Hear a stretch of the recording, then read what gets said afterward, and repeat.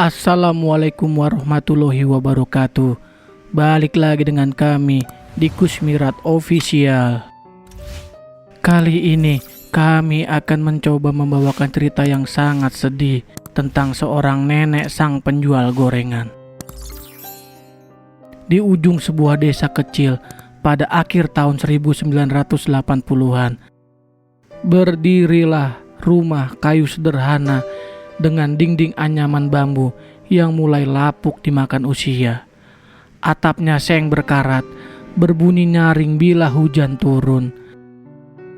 Di teras kecil rumah itu, setiap sore selalu mengepul asap dari wajan hitam besar yang diletakkan di atas tungku kayu bakar.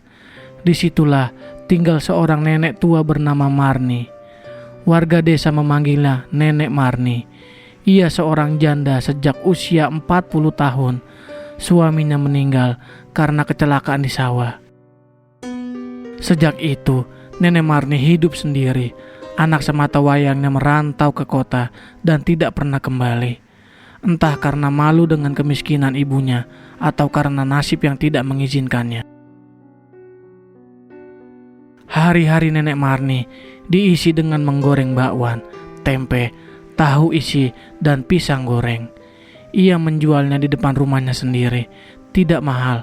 Kadang jika anak-anak datang tanpa uang, ia tetap memberinya. "Bayarnya nanti kalau sudah ada ya," katanya sambil tersenyum. Keriput wajahnya mengembang hangat. Anak-anak di desa menyayanginya. Mereka sering duduk di bangku kayu di depan rumahnya, mendengarkan cerita-cerita lama tentang masa muda Nenek Marni. Tentang sawah yang dulu hijau luas, tentang suara jangkrik yang lebih ramai daripada manusia. Bagi Nenek Marni, suara tawa anak-anak adalah obat sepi. Malam-malamnya diisi kesunyian. Ia sering duduk sendiri di ruang tamu yang hanya diterangi lampu minyak kecil. Di sudut ruangan, foto suaminya tergantung miring. Kadang ia berbicara pelan pada foto itu. "Pak, hari ini laku 25 potong, lumayan untuk beli beras." Tidak ada yang tahu betapa sepinya hati seorang janda tua yang ditinggal dunia terlalu lama oleh orang-orang yang ia cintai. Namun, kediaman kecil itu hancur ketika suatu hari seorang anak laki-laki bernama Randy jatuh sakit. Randy adalah anak dari pasangan yang cukup terpandang di desa itu. Ayahnya seorang pedagang hasil bumi yang keras kepala. Ibunya dikenal mudah panik dan percaya pada hal-hal gaib. Sakit Randy aneh, tubuhnya demam tinggi, tetapi tidak ditemukan penyakit jelas. Kadang ia berteriak tengah malam, seolah melihat sesuatu di sudut kamarnya. Matanya memerah, nafasnya berat. Dukun kampung dipanggil, lalu mantri kesehatan. Tidak ada yang bisa memastikan penyebabnya. Beberapa warga mulai berbisik, "Ini bukan sakit biasa, jangan-jangan ada yang kirim." Desa kecil itu memang tak asing dengan cerita santet dan ilmu hitam. Ketika sesuatu tak bisa dijelaskan, selalu ada kambing hitam. Dan kambing hitam paling mudah adalah orang yang hidup sendirian, orang yang berbeda, orang yang tidak punya pembela. Nenek Marni awalnya hanya bisik-bisik. "Rumahnya dekat sungai tua kan? Katanya tempat itu angker. Dia sering bangun tengah malam. Asap dapurnya terlihat sampai larut," ucap seorang warga. Padahal asap itu hanya karena Nenek Marni menggoreng lebih banyak saat pesanan meningkat. Namun, bisikan berubah menjadi tuduhan ketika Randy meninggal dunia setelah seminggu sakit. Tangis ibunya berubah menjadi amarah. "Anakku dijadikan tumbal," teriaknya suatu sore di depan rumah. Warga berkumpul. Seseorang berteriak, "Siapa lagi kalau bukan nenek tua itu?" Hanya butuh satu tuduhan untuk membakar ketakutan yang telah lama dipelihara. Sore itu, ketika Nenek Marni sedang duduk mengupas bawang untuk adonan bakwan esok hari, suara gaduh terdengar dari ujung jalan. Ia keluar dengan langkah pelan. Dilihatnya puluhan warga mendekat dengan wajah penuh amarah. "Apa yang terjadi?" tanyanya dengan suara gemetar. Ibu Randy maju ke depan, matanya merah dan liar. "Kembalikan anakku, kau jadikan dia tumbal ya?" Nenek Marni tertegun. "Astagfirullah, apa yang kau katakan?" Namun tak ada yang mau mendengar. Seseorang melempar batu. Batu itu mengenai bahunya yang terhuyung. "Bakar saja rumahnya, usir dia dari desa ini." Nenek Marni menangis. Tangisannya bukan karena sakit di tubuhnya, melainkan karena hatinya retak. "Aku tidak pernah menyakiti siapapun, demi Tuhan, aku hanya jual gorengan." Namun, masa yang telah terbakar amarah tak mengenal logika. Rumah kayunya dihancurkan, wajahnya ditendang, minyak panas tumpah ke tanah. Dalam kekacauan itu, seseorang mendorongnya keras. Ia terjatuh menghantam batu besar di depan rumahnya. Kepalanya membentur, darah mengalir pelan di pelipisnya. Suara dunia memudar. Yang terakhir ia lihat adalah keranjang gorengannya terbalik dan bakwanya berserakan ke tanah. Tak ada yang sadar bahwa napasnya berhenti di sana. Desa sunyi keesokan harinya. Rumah Nenek Marni tinggal puing. Tubuhnya dikuburkan cepat tanpa banyak doa. Namun, malam pertama setelah kematiannya, desa itu berubah. Angin bertiup sangat kencang meski tidak ada hujan. Lampu-lampu minyak padam serempak. Lalu terdengar suara lirih.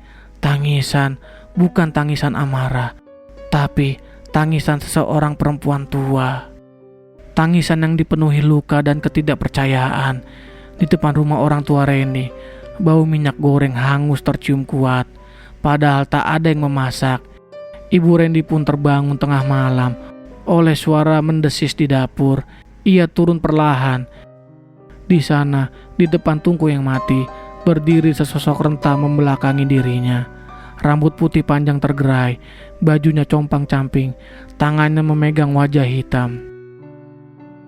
"Asinnya kurang, nanti anak-anak tak suka," bisik suara itu lirih. Ibu Randy menjerit. Sosok itu menoleh perlahan. Wajahnya pucat, matanya cengkung penuh air mata. "Kenapa kau tuduh aku?" Suaranya bergetar.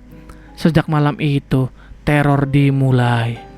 Bukan dengan amarah membabi buta, melainkan dengan kesedihan yang menyesakkan. Setiap rumah yang ikut memfitnah mendengar suara sendok mengaduk wajan tengah malam. Anak-anak kecil bermimpi didatangi nenek tua yang menangis sambil menyuapi mereka gorengan. Beberapa warga melihat bayangan duduk di depan puing rumahnya seperti masih menunggu pembeli. Namun, yang paling mengerikan adalah ketika satu persatu warga yang memukul dan melemparinya mulai jatuh sakit. Mereka bermimpi yang sama. Nenek Marni berdiri di depan mereka, membawa keranjang. "Bayarnya belum lunas," katanya pelan. Tubuh mereka lemah setiap bangun tidur. Desa yang dulu ramai kini menjadi sunyi. Tak ada lagi yang berani keluar malam. Aroma minyak goreng hangus menjadi pertanda bahwa arwahnya sedang berjalan. Namun, ia tak pernah menyentuh anak-anak. Ia hanya berdiri jauh, menatap dengan mata yang tak lagi memancarkan kebaikan, melainkan luka. Suatu malam, kepala desa yang dulu diam saja saat masa menghamuk melihat sesuatu di balai desa. Di atas mejanya ada sepiring bakwan hangat mengepul, dan di kursinya duduk seorang renta dengan wajah tertunduk. "Keadilan bukan milik orang ramai saja," bisiknya sebelum menghilang. Beberapa bulan kemudian, satu persatu warga yang paling vokal memfitnah meninggalkan desa karena tidak tahan teror batin. Desa itu tak pernah benar-benar kembali seperti dulu. Puasa, hujan, dan waktu berlalu. Namun, setiap kali ada aroma gorengan hangus di udara malam, warga tahu Nenek Marni belum pergi sepenuhnya. bukan karena ia haus balas dendam, melainkan karena hatinya terlalu hancur untuk menerima bahwa kebaikan seumur hidupnya dihancurkan oleh satu tuduhan.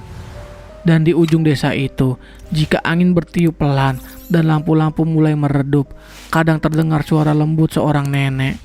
"Nak, makan dulu, jangan pulang lapar." Suara yang dulu penuh kasih, kini menjadi gema penyesalan bagi satu desa yang terlambat menyadari betapa mahal harga sebuah fitnah. Sepenggal cerita tentang Nenek Marni yang kena fitnah. Cerita yang amat sedih dan sangat menyentuh hati. Kami dari Kutsmirat Official undur diri. Sampai jumpa di video selanjutnya.